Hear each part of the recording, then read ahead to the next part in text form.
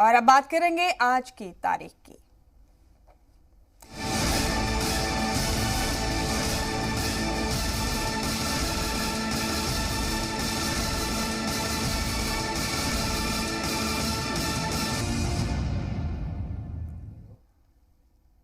मुल्क की आज़ादी से 24 दिन पहले तय हुआ कि कैसा होगा कौमी परचम। इसमें शामिल हर रंग और अशोक चक्र की भी नई तारीफ लिखी गई।